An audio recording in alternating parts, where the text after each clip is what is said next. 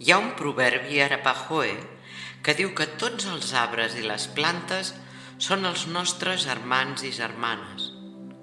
Ens parlen i si escoltem, els podem sentir. De fet, la natura sencera ens parla i no ens aturem a escoltar-la prou sovint. Només hem de recordar que som un amb la natura. Som natura. En realitat en formem part. Recordem que la natura no és un ens estrany a nosaltres, el que això sí, anem a visitar per gaudir de la seva bellesa, de la seva harmonia inexplicable i de la naturalitat amb la que s'hi produeixen els cicles de la vida.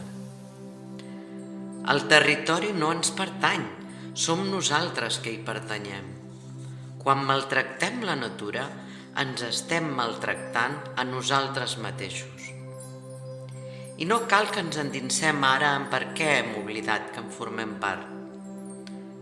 Només ens cal recordar-nos. Tornar a ser éssers sencers, sota el sol que ens dóna vida, a prop de l'aigua que brolla, de la terra que ens acull, de l'aire que respirem. Apropem-nos a nosaltres mateixes. Anem al bosc, al mar, a les planes de camps infinits, a les muntanyes. Sortim a contemplar la lluna. Gaudim conscients de la llum del dia i de la calma de la nit.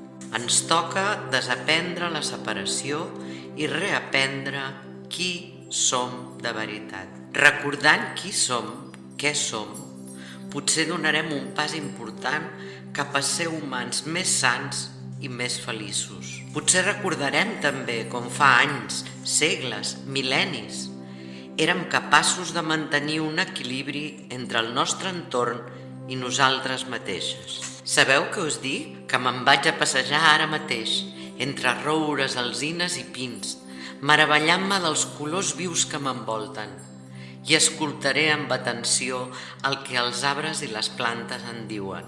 També els hi parlaré, perquè si d'una cosa n'estic segura és que tots aquests companys i companyes ens escolten sempre.